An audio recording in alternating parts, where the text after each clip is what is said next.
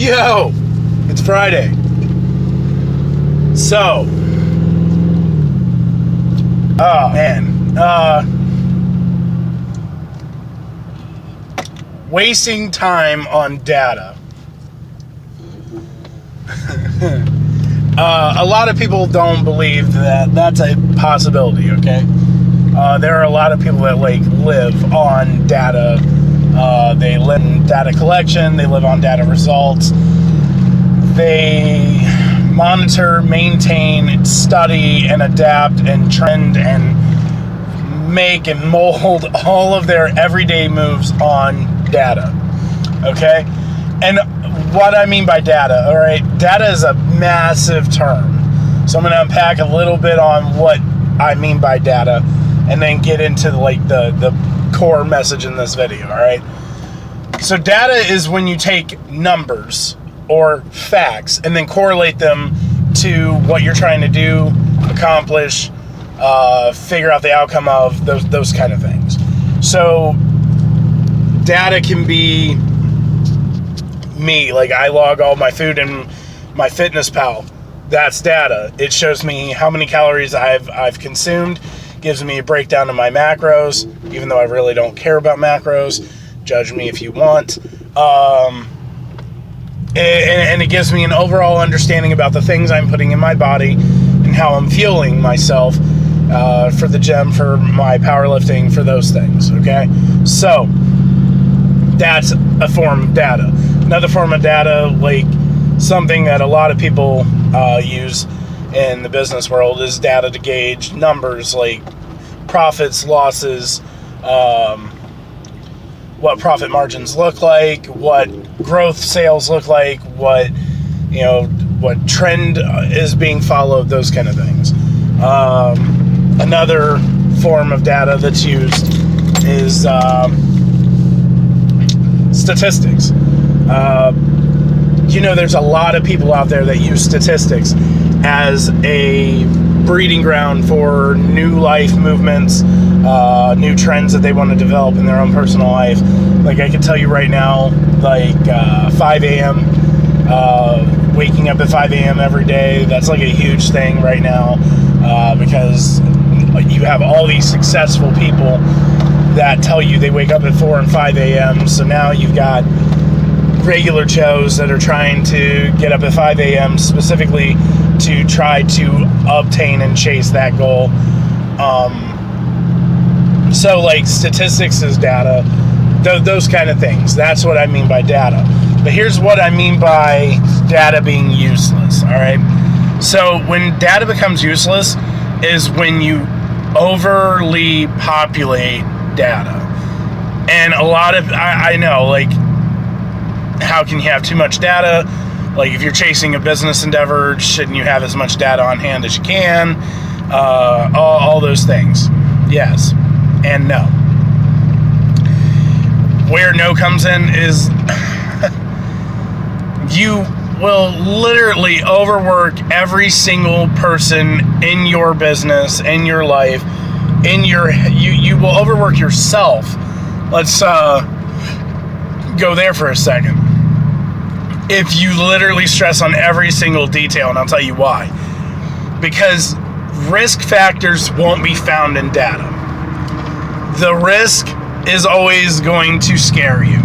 And the data collected, conveying that risk, is only going to deter you.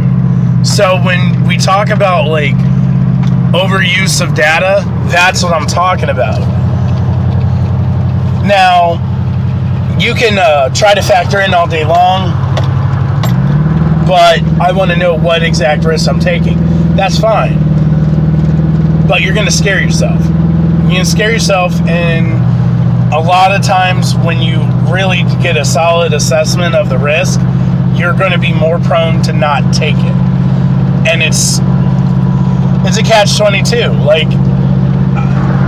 It kind of goes back to that video I made about fear not that long back. But if you overpopulate yourself with data, if you overconsume data, you will wind up drowning out your talent. You'll wind up drowning out your success.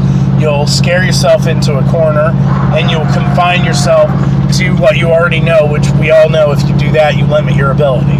So, don't drown yourself in data. Don't, sink into the data pool of trying to figure things out, okay?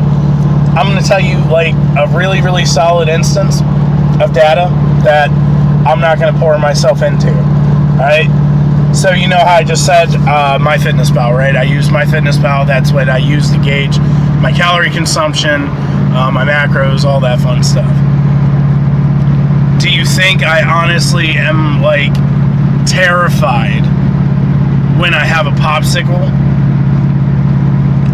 Or when I have an ice cream cone? Or when I have a really juicy, greasy hamburger? No. Because, okay, even though the data says you just consumed half your daily calories and you just went X amount of grams over your fat consumption for the day, and all those things may be true. I'm not discrediting the truth in the data. But what I am saying is that cheeseburger is not going to make me fat instantly. That cheeseburger is not going to deter my ability to lift heavy weight. That cheeseburger is not going to slow me down. Now, if I made a habit out of that cheeseburger, and then the collective data over and over again comes up, and, eventually, yeah, it will matter. But you got to take risk. And I know, eating a cheeseburger is a small risk. Eating any food is a small risk. But there's a risk in everything, and you need to take that risk. So when I bring up data and the scarcity that follows data and